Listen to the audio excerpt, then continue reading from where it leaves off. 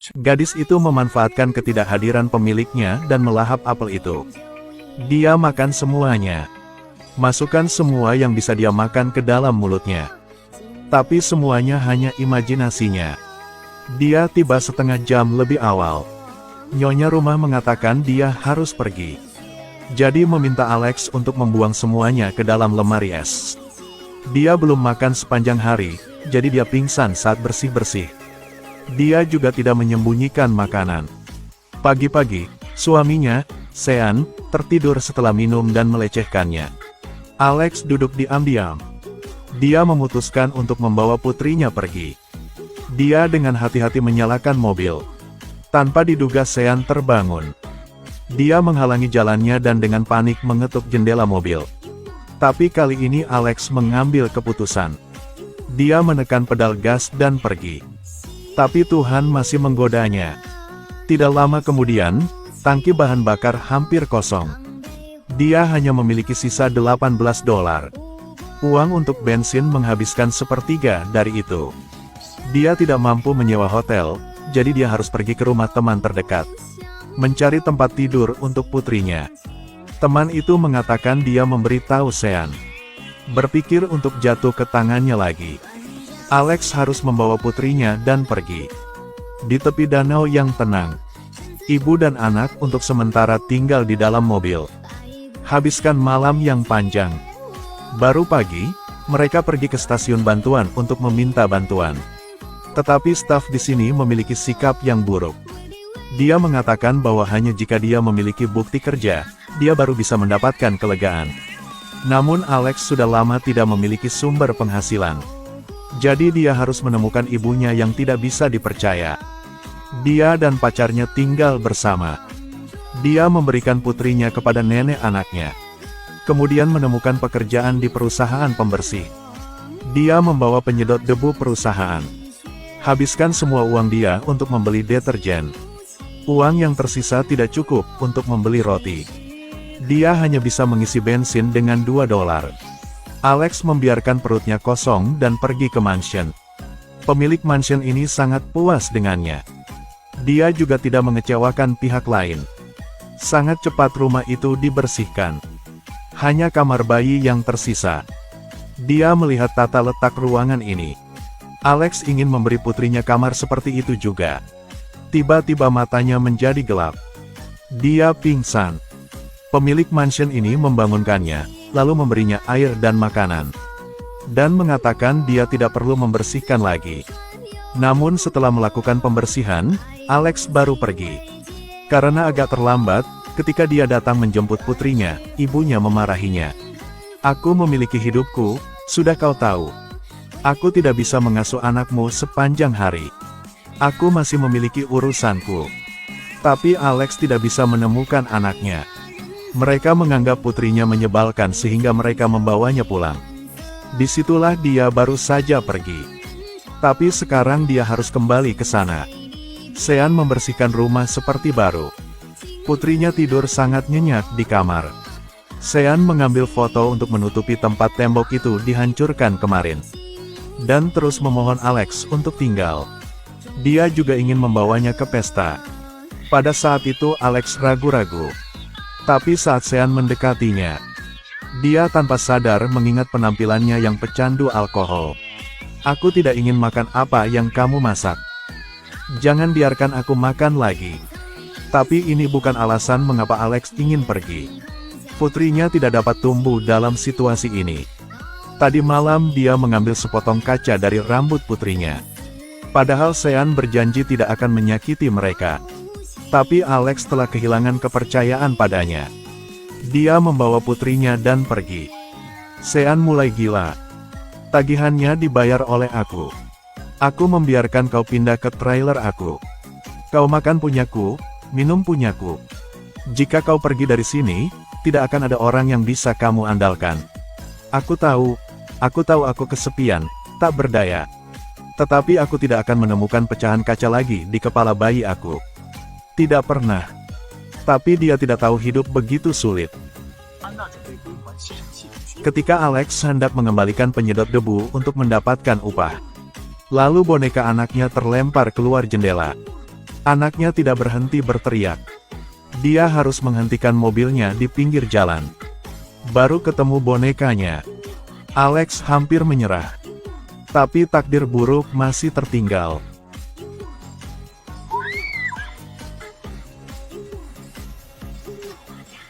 Untungnya, putrinya selamat dan tidak terluka. Tapi mobil itu tertabrak dan hancur berkeping-keping.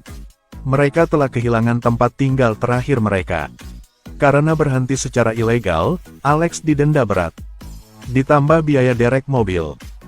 Dia berutang lebih dari $700. Alex memeluk putrinya dan berdiri di pinggir jalan. Dia tanpa sadar memanggil ayahnya. Bertahun-tahun tidak bertemu, ayah dan anak tidak punya apa-apa untuk dikatakan. Dan ayahnya juga tidak bisa membantunya. Keluarga barunya membuatnya tidak mungkin membawa pulang Alex. Jadi mereka diturunkan di terminal bus terdekat. Para gelandangan telah mengambil semua tempat yang baik. Alex mendudukkan putrinya jauh dari mereka. Agar orang yang lewat tidak menyatukan ibu dan anak mereka dengan para pengembara. Orang dewasa tidak dapat berbicara dengan anak-anak tentang kesulitan. Dan anak-anak tetap tersenyum manis di pelukan orang dewasa. Alex mengeluarkan boneka baru. Ini adalah boneka yang dia gunakan untuk membeli sisa uangnya. Putri tidur nyenyak di pangkuan ibu. Alex juga berhasil melewati malam. Meski perutnya keroncongan, dia tidak tahu apa yang akan terjadi besok. Dia hanya tahu bahwa putrinya harus meninggalkan Sean. Bahwa dia bertanggung jawab itu. Sayangnya dia menderita kekerasan dalam rumah tangga, jadi dia membawa putrinya ke terminal bus. Tapi hidup tidak hanya menginjak-injaknya, tetapi juga memukulnya tepat di wajahnya. Baru pagi, Alex yang compang camping telah bertemu dengan mantan pacarnya. Alex berbohong bahwa dia terlalu pagi untuk mengejar bus, jadi dia tidur di sini. Kebohongan terungkap dengan cepat. Bus hendak berangkat, mantan pacar ingin membantunya pindah barang bawaan. Tapi Alex mengatakan dia akan naik bus lain. Dan terminal bus ini hanya memiliki bus itu setiap hari. Jadi mantan pacar mengajukan pertanyaan. Jadi Alex berkata putrinya ingin tidur lebih lama, jadi dia belum pergi. Saat ini, sang mantan pacar memahami situasi Alex. Itu sebabnya dia bilang dia tidak perlu segera pergi. Dia bahkan mengundang Alex untuk sarapan. Tidak perlu, kami tidak lapar. Alex yang malang belum makan sepanjang hari. Dan mantan pacarnya bisa melihat semua pikirannya. Biarkan aku membantu kamu. Di dalam mobil, Alex akhirnya bisa makan sepuasnya. Mantan pacar mengatakan dia baru saja mengakhiri pernikahannya. Bercerai dalam damai. Kemudian dia bertanya kepada Alex apakah dia masih mengejar mimpinya menjadi seorang penulis. Ya masih.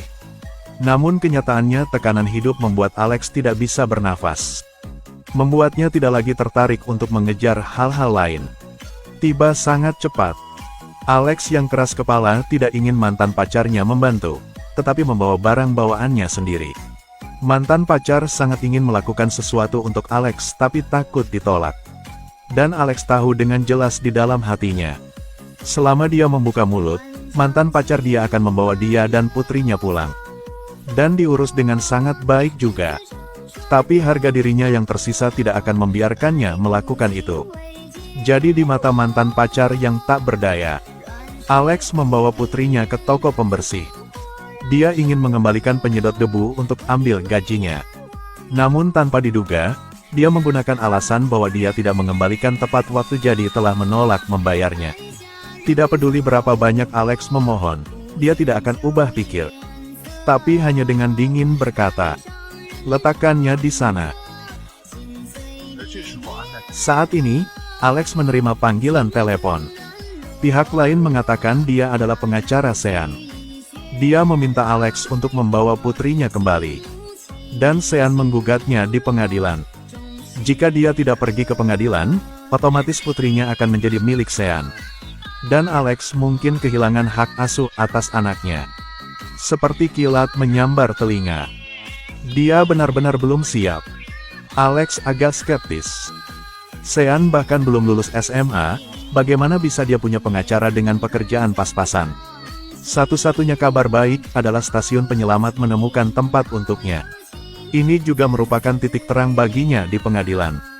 Alex senang dia punya tempat tinggal. Tapi putrinya bertekad untuk pulang. Ketika Alex tidak tahu harus berbuat apa, kemudian putri tetangga memberi putrinya sekantong mainan. Membuat putrinya sangat bahagia. Tetapi mainan dapat mengatasi kesedihan anak, tetapi tidak dapat membantu Alex. Alex bahkan tidak punya pakaian untuk dipakai ke pengadilan. Gadis tetangga mengetahui situasinya, jadi dia berinisiatif untuk membantu. Jadi berkat dia, Alex berganti pakaian. Riasannya cantik, sehingga dia tidak terlihat compang camping. Tidak seperti Alex yang sendirian. Sean tidak hanya mengundang pengacara, tapi juga membawa orang tua teman-temannya. Bahkan mengenakan jas pun sangat sopan. Kenapa kamu memakai rompi? Kau bahkan mengenakan mantel macan tutul, bukan? Kita bahkan tidak punya uang untuk makan, tapi kamu menyewa pengacara. Sean demi merampok putrinya, tetapi bekerja keras. Sebelum ke pengadilan, karena anak tidak diperbolehkan masuk, ibu mertua menggendong pergi putrinya. Alex khawatir, tetapi tidak ada cara lain. Karena dia tidak siap menghadapi persidangan. Dia bahkan tidak tahu saat memulai persidangan, dia harus berdiri. Sean mengkritik Alex karena membawa pergi anaknya pergi di tengah malam, sambil menyembunyikan keberadaannya. Selama 72 jam tanpa tempat tinggal, tanpa penghasilan. Alex bilang dia punya tempat tinggal. Tapi dia lupa ini adalah stasiun penyelamatan untuk orang-orang yang dilecehkan. Sekarang Sean menatap pengacara itu dengan heran. Dan pengacara menyela Alex. Penggugat milik saya tidak pernah memukul istri dan anaknya. Dan Alex dipukuli tetapi tidak memanggil polisi, dan tidak ada saksi juga. Dan putrinya yang berusia 3 tahun masih tidur saat itu. Membuktikan bahwa Alex memfitnah suaminya. Semuanya sedang tidak berjalan dengan baik. Sayangnya, pengacara juga menghadirkan bukti baru. Pada saat kecelakaan itu, putri di kursi belakang ditinggalkan tanpa pengawasan. Sementara Alex mengambilkan boneka untuk anaknya saat itu. Jadi pengadilan memutuskan untuk membiarkan Sean membawa putrinya. Tapi 7 hari kemudian akan diadili lagi.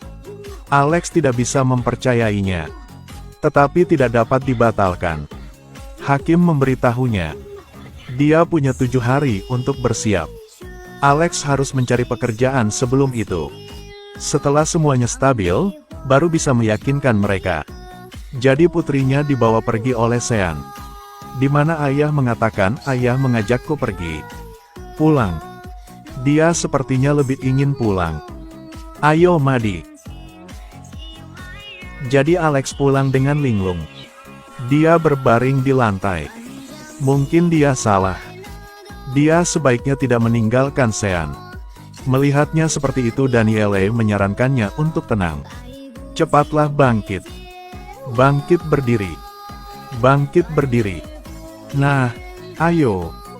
Danielle dengan keras membangunkan Alex. Dia kembali ke rumah tua bobrok itu. 4 tahun lalu dia mengabaikan segalanya dan tinggal bersama Sean. Sean suka mengendarai sepeda dan aktif serta tampan. Sampai Alex tahu dia hamil, dia tidak mau menyerah. Sean mengira Alex menghancurkan hidupnya. Dia memarahinya. Pertama kali dia mengusirnya, mengabaikan tangisannya. Sejak saat itu Alex mulai takut pada Sean. Menyesuaikan suasana hatinya, Alex mengetuk pintu. Ibu mertua membuka pintu. Dia awalnya ingin datang untuk memandikan putrinya. Tetapi ibu mertuanya mengatakan putrinya sudah mandi. Dia ditolak tepat di pintu. Bahkan tidak bisa melihat wajah anaknya. Pergi. Pintu dibanting. Alex berdiri membeku selama beberapa detik. Kemudian dia pergi ke bar tempat suaminya bekerja.